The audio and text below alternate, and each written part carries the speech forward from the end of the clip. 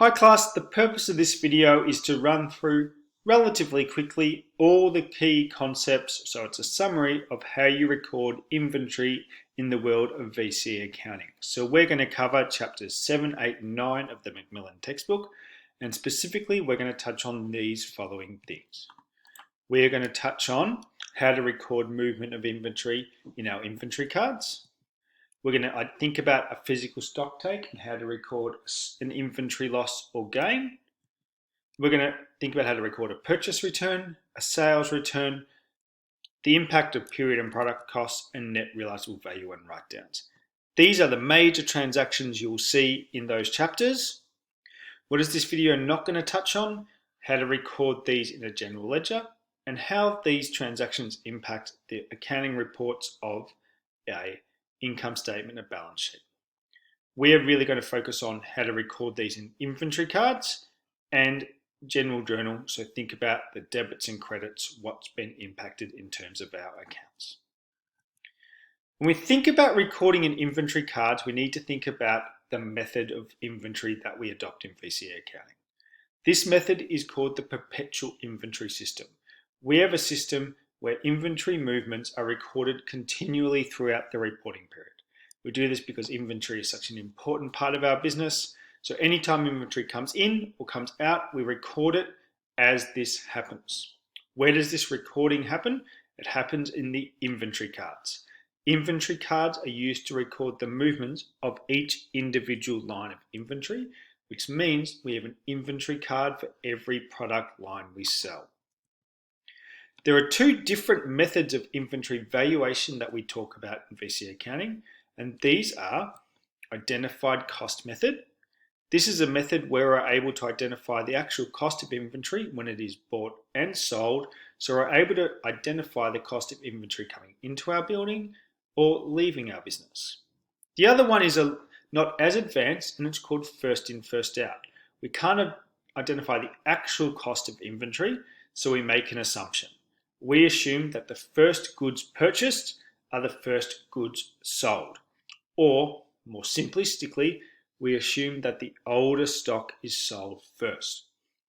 And this will impact how we record things in our inventory cards. So you need to be looking for which method is adopted in the question. It will always be told or be written in the inventory card. When we are recording in our inventory cards, we have three golden rules. These must be followed at all times. The first one is we never record anything about GST in our inventory cards. GST has nothing to do with inventory. Secondly, we record at our cost price. Even if we are making a sale and it talks about selling price, when we're talking about in and out of our inventory, we are going to record at the cost price. And we must always apply the correct valuation method, whether it's FIFO, whether it's identified cost, and we must also follow the other rules that impact sales returns, purchase returns, etc. What does our inventory card look like? It looks like this. We have three separate sections: an in column to where we record inventory coming into our business, an out column where we record inventory leaving our business, and the ultimate balance where we record how much we have. The in column is most commonly for purchases of inventory. This is where we get inventory into our building, and this will be recognized via a check, an invoice, or an electronic fund transfer, and we record the amount that we've purchased, the value at cost price, and the total amount. If inventory leaves our business, this is often because of a sale via a receipt, an invoice, or electronic funds transfer, and we record the quantity and the dollar value amount at cost price of that sale. And at the end of the month, at the end of the period, we should, if we've recorded using the perpetual inventory system, we should be able to work out how much we think we have in terms of inventory of each line in our business, in our balance column.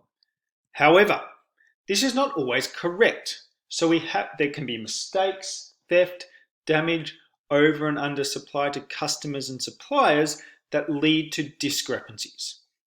We need to be as accurate as possible to make sure our accounts are faithfully represented and relevant to decision makers. So each period we do what we call as a physical stock take. This is where we physically go around and count how much inventory we have on stock. And this we consider as an assumption to be more accurate than our inventory cards. So we will have what we call an inventory gain if this physical count reveals inventory on hand is higher than our inventory cards. If we think on our cards we have 12 and we do a count and we have 14, we have an inventory gain. An inventory loss is the opposite. The physical count reveals inventory on hand is less than the inventory cards. We've made a loss. Our inventory cards say that we have 12 and we've done a count and we've got 10. It might be due to theft, damage, whatever. We've lost 2 somewhere along the lines. These things need to be recorded. We record these as debits and credits and also in our inventory cards. If we have a gain, we recognize that we have more inventory than we originally had. Inventory goes up, inventory is an asset, so there's a debit. And our credit is called inventory gain, and we consider this inventory gain to be revenue. The opposite happens when we have an inventory loss. We have less inventory than what we thought, so our inventory goes down, assets going down is a credit, and we have an inventory loss as our debit. Inventory loss is an expense. These do get recorded in our income statements, but we're not going to discuss this in this video. This also has to be recorded in our inventory cards. Inventory gains should be recorded at the latest purchase price. So we're going to look at our inventory card and find what was the latest cost price that we purchased, and we'll apply that. Inventory losses FIFO should be applied. We should assume that the oldest inventory is assumed to be lost. And we record either the gain or the loss in our inventory cards. If we have a gain, we have more, and I've written stock gain there, but it should be inventory gain. We have more inventory than what we thought, so we're going to record that in the in column at the value of the latest purchase price. Our stock loss, which is the same as an inventory gain, but we always use the word inventory in our SACs and exams, we're going to have inventory leaving our building. So in the out column, and the value we're going to apply is the oldest stock that we have. Now we come to the situation which happens often where we might make a sale or a purchase and our customer might be unhappy with it, or we might be unhappy with what we've purchased. We've all had a situation where it's something that we've bought has not met the requirements. We need to think about how we record returns that we have purchased, so returns to our suppliers, and returns that our customers have purchased from us and they're not happy, so it gets returned to us. Purchase return is one where the inventory is returned by our business to a supplier. So we are returning something that we purchased from a supplier, and we assume that the return occurred from the original purchase on credit. So we're going to impact our accounts payable. Every time we have a return, whether it's a purchase return or a sales return, the source document we're going to use is a credit note. The credit note identifies the selling business at the top, and the seller is always the business receiving the inventory as a return. So if you are given a source document in a purchase return, it is the supplier's name at the top of the credit note. And I want you to think of it like this. The original credit purchase would have created these debits and credits. We've purchased inventory, so it goes up, debit, there is GST involved, and we have paid GST, so it's reduced our liability. And we owe both the amount of inventory plus the GST to our supplier at a later date, so we have accounts payable. If we are unhappy with a portion of this transaction, we reverse it. And the only way to reverse a debit is to do a credit. And the only way to reverse a credit is to do a debit. So the actual transaction we're going to record for the purchase return is going to look like this. We're going to credit our inventory, how much our inventory was. We're going to credit our GST because we now owe more, because we're removing the amount that we've paid. And clearly we're not going to be happy with this, so we're going to pay our accounts payable, our suppliers less, which is a debit. So you're going to be thinking about this when you're thinking about how you reverse this transaction, record this return. This represents a reduction in inventory, so this is recorded in the out column of our inventory card because we're returning our inventory to our supplier so we have less. First in, first out does not apply even if it says in the inventory card. The cost price is going to be specified by the supplier, and this will be part of the question. It'll either be part of the source document or the just written transaction. And we will record it in the out column, the amount that's been returned, the value that's been provided as the cost price, and then this will impact our balance, and we'll write the document as a credit note. The opposite really happens in terms of a sales return. A sales return is when inventory is turned to us, to our business, by a customer that we made a sale to on credit, so it's an accounts receivable.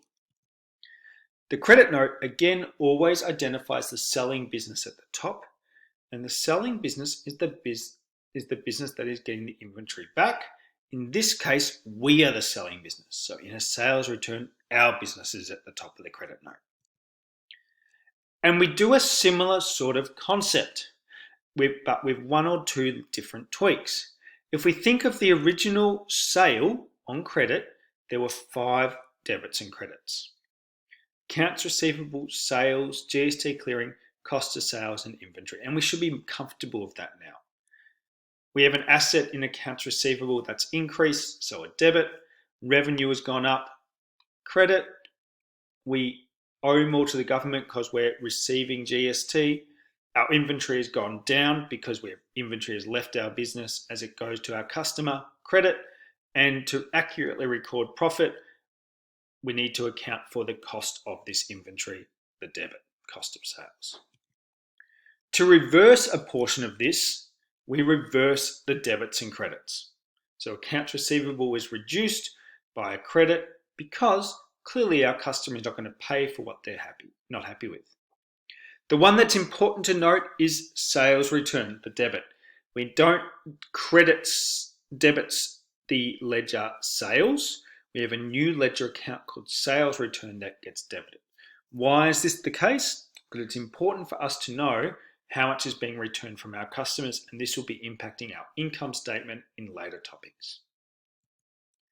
This represents an increase in inventory. So even though this is a bad thing for our business, there is an increase in inventory because inventory is returned to us. So this is recorded in the in column of the inventory card. We'll then have to think about the valuation method we are going to apply. If identified cost is the one that we do for this inventory line, the actual cost price is inputted in the in column. If FIFO is applied, the last price used in the out column, so the last one that is left our building, is used to record the return. There is that time to make sense because you assume that the customer will identify that issue quickly, and so it's more likely to be the last thing that we sold. And that's how you record purchase and sales returns. And this will go in our in column. Finally, or second to last, we come to period and product costs. When we have our inventory, it's really important that we faithfully represent the value of our inventory.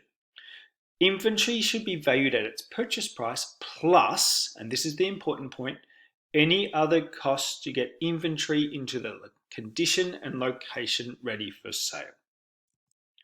We want to allocate all these costs because only then can we have a relevant cost, but we can only allocate these costs to a unit of inventory, so each individual item of inventory, if we can logically allocate the expenses associated with condition and location. We consider it to be a product cost if a cost can be logically allocated to an individual item of inventory. It is then included in the unit cost. So for example, if we are buying 10 shares and there is a $100 delivery charge, clearly this is going to get into the location ready for sale. If we've bought 10 shares and only 10 shares and there was $100 of delivery, we can logically allocate $10 of delivery to each share. So we're going to increase the cost price by $10. The period cost is a cost that cannot be logically allocated to an individual item of inventory, or importantly, it is not significant to decision making, and I'll come back to that bit later. If we can't logically allocate it, it's not included in the unit cost. An example could be, let's use the similar example. Now it's still $100 of delivery charge, but we've bought 10 shares, but also 2 tables and 3 lamps. We cannot logically work out and start to divvy up that delivery charge to each individual item of inventory because we don't know what has caused the cost. Was it the lamps, the chairs, or the tables? So we don't logically allocate it. We don't give it to increase our unit cost, so it's not included.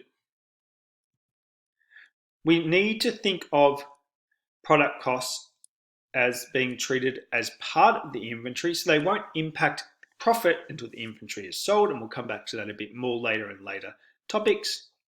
Period cost is written off as an expense in the current period, so regardless how much it's sold, so it's going to be an expense earlier. The key bit here for this part of the course is, can we logically allocate it to our unit, in which case it's going to impact our inventory cards, or not? And you're going to need to explain and use your word, can we logically allocate it? And the next part of this is it significant for decision making? Is this increase in unit cost actually something that we care about? Is it big enough that we're going to worry about the logically allocating? Finally, we come to the final part, net realizable value and write-downs. Inventory, we have a rule. Normally, as when things are going swimmingly in a business, inventory should be valued at its cost price. This is the relevant, this is verifiable, this is conservative, but this not always is this appropriate. Sometimes a business has had hard times for a various number of reasons, and we can't sell our goods for as much as what we bought them for. Clearly, this is not a good situation to be in because we're going to make losses. But there is a rule now.